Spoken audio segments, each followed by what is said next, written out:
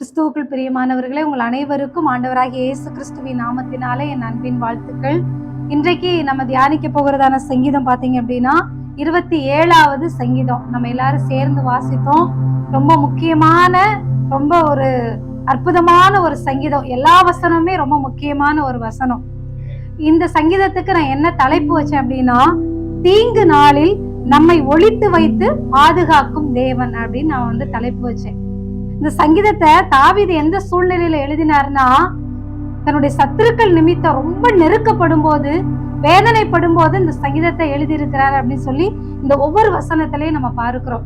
உங்களுக்கு தெரியும், தாவீது தன்னுடைய சத்துருக்கள் நிமித்தமா எவ்வளவோ வேதனைகளை அனுபவித்தார், எவ்வளவோ துக்கங்களை அனுபவித்தார். ஆனா அதுல முதல் வசனத்துல சொல்றாரு, எனக்கு எவ்வளவு சத்துருக்கள் வந்தாலும் சரி, எனக்கு எவ்வளவு துன்பங்கள் வந்தாலும் சரி, நீங்க எனக்கு வெளிச்சமா இருக்கீங்க, நான் யாருக்கு பயப்படுவேன், யாருக்கு அஞ்சுவேன்னு சொல்லிட்டு ஒரு தைரியமான ஒரு வார்த்தையை சொல்றாரு. எவ்வளவு சத்துருக்கள் வந்தாலும் சரி, நம்ம வாழ்க்கையில எவ்வளவு போராட்டம் வந்தாலும் இந்த வசனத்தை சொல்லணும், ஆண்டவரே நீங்க எனக்கு வெளிச்சமா இருக்கீங்க, நான் யாருக்குமே பயப்பட மாட்டேன். இந்த உலகத்துல மனுஷனுக்கு நம்ம பயப்பட வேண்டிய அவசியமே இல்லை. ஏன் அப்படின்னா, எல்லாவற்றையும் படைத்த ஆண்டவர் நம்மோடு கூட இருக்கிறார். அதனால எதை நினைச்சு நீங்க பயப்படாதீங்க. அவன் அதை சொல்லிடுவான், இதை சொல்லிடுவான்னு பயப்படாதீங்க. தாவீதை போல நம்ம வாழ்க்கையிலையும் கூட தைரியமா இருந்து, ஆண்டவரே நீங்க எனக்கு ரட்சிப்பா இருக்கீங்க, எனக்கு பலனா இருக்கீங்க, எனக்கு வெளிச்சமா இருக்கீங்கன்னு சொல்லி நீங்க அனுதினமும் தேவனோடு நீங்க சொல்லுங்க, மனிதர்களோடு சொல்லுங்க, எனக்கு என்னோட ஆண்டவர் இருக்கிறான்னு சொல்லிட்டு தைரியமா சொல்லும் பொழுது நம்முடைய சத்துருக்களை ஆண்டவர் என்ன பண்ணுவார்னா வெட்கப்படுத்துவார். நம்மளுக்கு ஆண்டவர் ஜெயத்தை கொடுப்பார். இதுல ஒரு வசனத்தை நான் சொல்றேன். 4வது வசனத்துல பாருங்க, கர்த்தரிடத்தில் ஒன்றை நான் கேட்டேன். அந்த முழு வசனத்தையும் படிக்க நேரம் இல்ல. தாவீது தன்னுடைய வாழ்க்கையில ஒரு தீர்மானம் எடுக்கிறாரு. என்ன தெரியுமா ஒரு தீர்மானம்? நம்மளும் இந்த தீர்மானத்தை எடுக்கணும். பாருங்க என்ன தீர்மானம் அப்படின்னா, அவருடைய அதாவது கர்த்தரிடத்தில் ஒன்றை நான் கேட்டேன், அதையே நாடுவேன், நான் கர்த்தருடைய மகிமையை பார்க்கும்படியாகவும் அவருடைய ஆலயத்தில் ஆராய்ச்சி செய்யும்படியாகவும் நான் என் ஜீவனுள்ள நாளெல்லாம் கர்த்தரிடத்தில் ஆலயத்தில் தங்கியிருப்பதையே நாடுவேன்.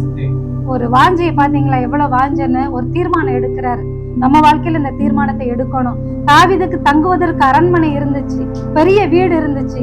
ஆனா அவர் சொல்றாரு, நான் கர்த்தருடைய ஆலயத்துல தங்கியிருப்பதையே நான் நாடுவேன். அந்த வாஞ்சை நமக்குள்ளாக இருக்கணும். அப்ப நீங்க நினைக்க கூடாது, நான் 24 மணி நேரமும் இங்க ஆலயத்துல இருக்கட்டுமா அப்படின்னு சொல்லி நீங்க கேட்க கூடாது.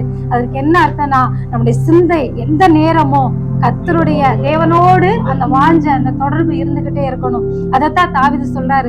தாவீதுக்கு எவ்வளவோ வேலைகள், அவர் ஒரு ராஜாவுக்கு நிறைய வேலைகள் இருந்தது. ஆனா அந்த வேலையின் மத்தியில அவர் சொல்றாரு, நான் உங்க ஆலயத்துல தங்கி இருக்கிறத மட்டும்தான் நான் வாஞ்சிக்கிறேன் ஆண்டவரே, உங்க மகிமையை நான் பார்க்கணும், எனக்கு நீங்க ஆண்டவரே எனக்கு ஜீவன் உள்ள மட்டும் நான் மறிக்கும் வரைக்கும் உங்க சமூகத்துல உங்க ஆலயத்திலேயே நான் இருக்கணும் ஆண்டவரே, நான் உங்களை பார்க்கணும், அந்த சாக்கியத்தை எனக்கு கொடுங்க என்று சொல்லி தாவீது இந்த இடத்துல ஆண்டவரை நோக்கி ஒரு ஜெபத்தை ஏறெடுக்கிறாரு. நம்ம வாழ்க்கையிலும் கூட அந்த வாஞ்சை இருக்கணும். நமக்கு எல்லா வேலையும் இருக்கலாம், நமக்கு வேலை இல்லாம என்னைக்குமே நம்ம இல்ல. எவ்வளவோ நேரங்கள் நமக்கு ஆண்டவர் கொடுத்திருக்கிற வேலை இருக்கத்தான் செய்யும். ஆனா அந்த வேலையின் மத்தியிலும் கூட நம்ம என்ன பண்ணணும்னா, அவருடைய சமூகத்துல நம்ம காத்திருந்து செபிக்கணும், வேதத்தை வாசிக்கணும். அவரோடு உள்ள ஒரு ஐக்கியத்தோடு நம்ம இருக்குமானால் ஆண்டவர் நம்முடைய வாஞ்சையை நிறைவேற்றுவான், நம்முடைய ஆசைகளை நிறைவேற்றுவான். தாவீதை போல நம்ம வாழ்க்கையிலும் கூட அவருடைய சமூகத்துல எவ்வளவு நம்ம நெருங்கி இருக்கிறோமோ அந்த அளவுக்கு ஆண்டவர் நமக்கு ஆசீர்வாதத்தை கொடுப்பார். பாருங்க, நம்ம வாசிக்கிறோம், 84 வயதுள்ளதான விதவை அன்னாள் தேவாலயத்தை விட்டு நீங்காமல் இரவும் பகலும் ஆராதனை செய்து அவ என்ன பண்ணானா ஜெபித்து கொண்டிருந்தாளாம். 84 வயசு. நமக்கெல்லாம் இங்க இருக்கிற நமக்கு அந்த வயசு நமக்கு எட்டவே இல்லை. அப்ப பாருங்க, அந்த விதவை 24 மணி நேரமும் அவருடைய சமூகத்துல உட்கார்ந்து என்ன பண்ணா, ஜெபித்து தேவனை ஆராதித்து கொண்டே இருந்தாலாம். அவருடைய சமூகத்தை விட்டு அவ போகவே இல்லை. நம்ம வாழ்க்கையிலும் கூட அதை நம்ம கத்துக்கிறணும்.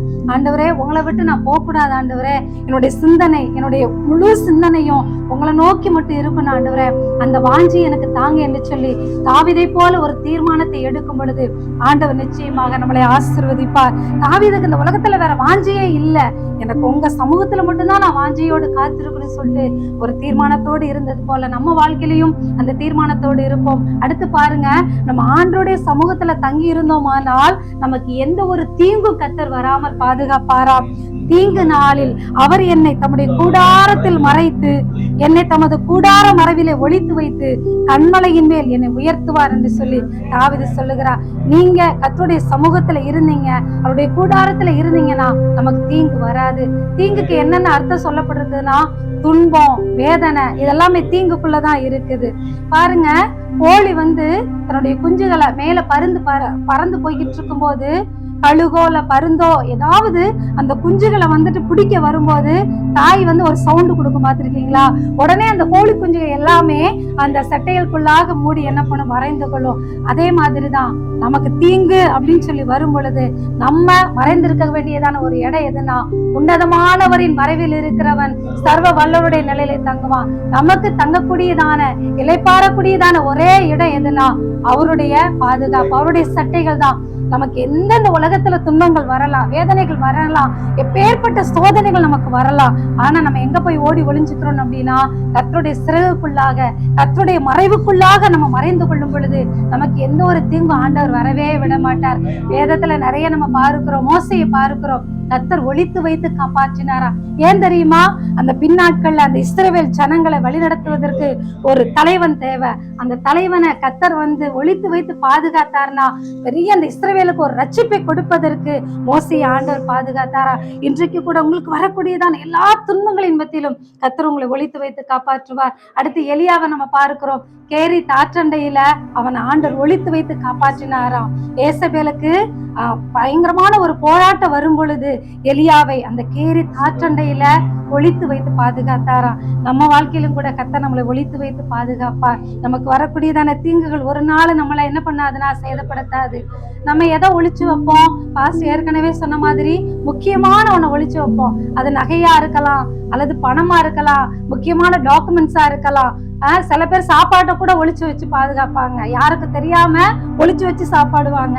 ஆனா எல்லாம் எது முக்கியமானதோ அதை ஒளிச்சு வைப்போம். அதை காட்டிலும் பாருங்க, ஆண்டவர் நம்மளை ஒளித்து வைத்து பாதுகாப்பார். அதனால உங்களுக்கு வரக்கூடியதான தீங்குகள் எதுவா இருந்தாலும் பயப்படாதீங்க. நமக்கு ஒரு சிறகு இருக்கு, நமக்கு ஒரு நிழல் இருக்கு. அது கர்த்தருடைய பாதுகாப்பின் கரம். கர்த்தருடைய வார்த்தை சொல்லுகிறது, கர்த்தர் உன்னை எல்லா தீங்குக்கும் விலக்கி காப்பார், அவர் உன் ஆத்துமாவை காப்பார் என்று நம்ம பார்க்கிறோம். அதனால சோர்ந்து போகாதீங்க, பயப்படாதீங்க, கலங்காதீங்க. நமக்கு வரக்கூடியதான எல்லா தீங்குகளுக்கும் கர்த்தர் நம்மளை விலக்கி பாதுகாப்பார். இந்த வசனத்தை கேட்ட உங்களை ஒவ்வொருத்தரையும் கர்த்தர் ஆசீர்வதிப்பாராக. God bless you. Amen. நமது நியூ கவர்னன்ஸ் ஸ்டோன் மினிஸ்ட்ரி சேனலை லைக் பண்ணுங்க, ஷேர் பண்ணுங்க, கமெண்ட் பண்ணுங்க, சப்ஸ்கிரைப் பண்ண மறக்காதீங்க. அப்படியே பக்கத்துல இருக்கிற பெல் ஐக்கானை கிளிக் பண்ணி ஆல்ன்ற ஆப்ஷனை கொடுத்துக்கோங்க. அப்பதான் நாம போடக்கூடியதான வீடியோஸ் எல்லாமே டெய்லி உங்களுக்கு நோட்டிபிகேஷன்ல வரும். God bless you.